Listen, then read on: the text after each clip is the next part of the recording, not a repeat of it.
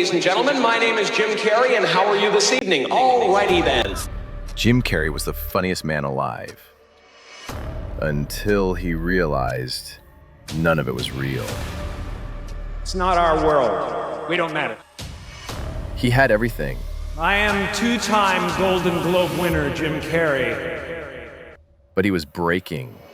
I felt like Hollywood is just spineless, en masse. Then came the tragedy. Jim Carrey is being sued by his girlfriend's mother for allegedly giving his ex illegal drugs that ultimately led to her tragic death. Hollywood didn't save him. It tried to destroy him. This isn't just a story about Jim Carrey.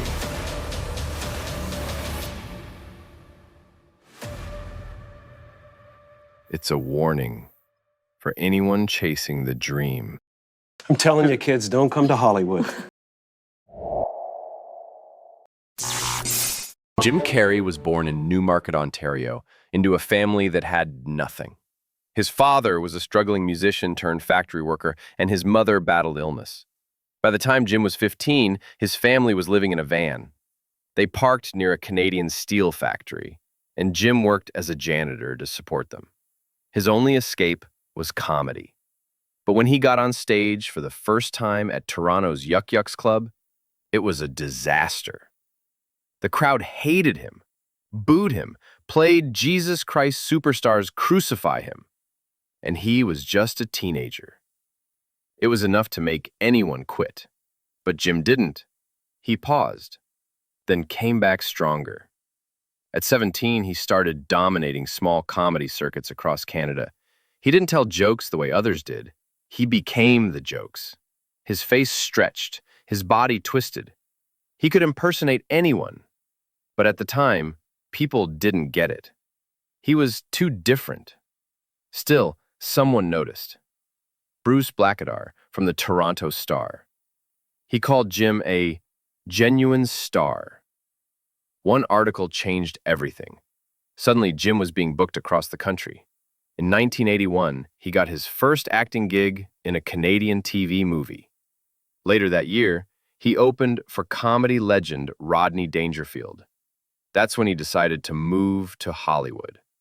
But LA didn't welcome him with open arms. Jim auditioned for Saturday Night Live for the 1980-81 season. They picked Charles Rocket instead. Rejected. He landed a sitcom role on NBC called The Duck Factory. It was his big break, but the episodes aired out of order and the show got canceled after one season. He went back to stand-up, worked the Comedy Store, The Laugh Factory. The Tonight Show invited him to perform, then pulled the offer after a lukewarm club set. By 1985, Jim had been rejected from SNL again. He wasn't even allowed to perform in front of Lorne Michaels, and the industry whispered, Jim Carrey isn't funny. Studios didn't know how to market him. Audiences didn't understand his comedy. He wasn't telling jokes, he was the joke. But he had one thing most people didn't: obsession. He believed deeply that something magical would happen, and eventually it did. In 1988, he landed a role in a film called Earth Girls Are Easy. There he met Damon Wayans, who would change his life. Damon showed Jim's tape to his brother Keenan Ivory Wayans, who was casting for a bold new sketch comedy show, In Living Color. Jim Carrey was cast as the only white guy on a show that would redefine television. In Living Color made Jim Carrey a household name. His characters were electric, unpredictable. Fire Marshal Bill, Vera DeMilo, he didn't act, he exploded. And then Ace Ventura. The year was 1994. Jim starred in Ace Ventura: Pet Detective. It was weird, it was loud, and it made $107 million. That same year, The Mask grossed $350 million. Then, Dumb and Dumber, another $250 million. 3 blockbuster films in 1 year. Jim Carrey became the most bankable comedic actor in the world. Warner Brothers gave him $20 million to star in The Cable Guy, the highest payday for an actor ever at that time. But something strange happened.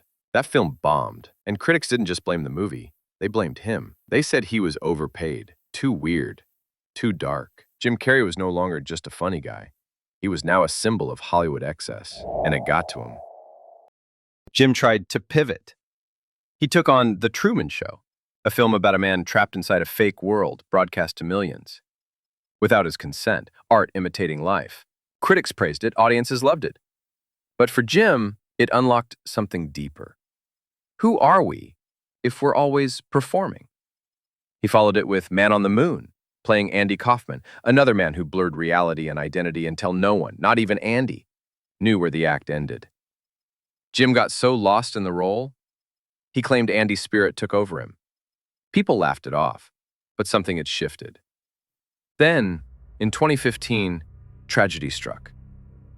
Jim's ex-girlfriend, Katharina White, died from a drug overdose. Her family blamed Jim. He's been hit with another lawsuit in connection with the suicide of his former girlfriend. The young woman's mother is now taking Carrey to court, but she says she'll withdraw the suit if Carrey's medical records prove that he did not give the victim a sexually transmitted disease. After that, Jim vanished from Hollywood. No acting, no interviews. He picked up a paintbrush and started expressing himself in color instead of comedy. When he returned to the public eye, he was no longer Jim Carrey, at least not in the way the world remembered. "There is no me," he said. "We're just clusters of tetrahedrons, energy and motion." He wasn't joking. He painted massive political portraits, spoke about ego death, called fame a trap, said the entertainment industry was an illusion. He talked about his younger self, broke, homeless, writing himself a check for $10 million, and actually cashing it years later. But instead of selling that as motivation, he told people to let go, to stop chasing, to stop pretending. "You can fail at what you don't want," he once said. "So you might as well take a chance on doing what you love." Jim Carrey, the goofy face of the 90s, lived through poverty, rejection, superstardom, scandal, and heartbreak. He made the world laugh while drowning in silence. Some say he lost himself. Others say he finally found truth. So what really happened to Jim Carrey? He didn't burn out. He woke up. And maybe, just maybe, he's been trying to wake us up too. If this story made you think or feel something, like, comment, and subscribe. We've got more deep dives you don't want to miss. Watch our video on the Tom Cruise versus Brad Pitt casting war. Hollywood drama at its peak. Okay, so imagine this. Brad Pitt and Tom Cruise, two of the most iconic actors on the planet, both in their late 50s, both still acting like it's their prime, are suddenly locked in a casting war. Or a breakdown of why people started hating Family Guy and what it says about modern comedy. Canceled. And not because of any major scandal, they're just so tired of it.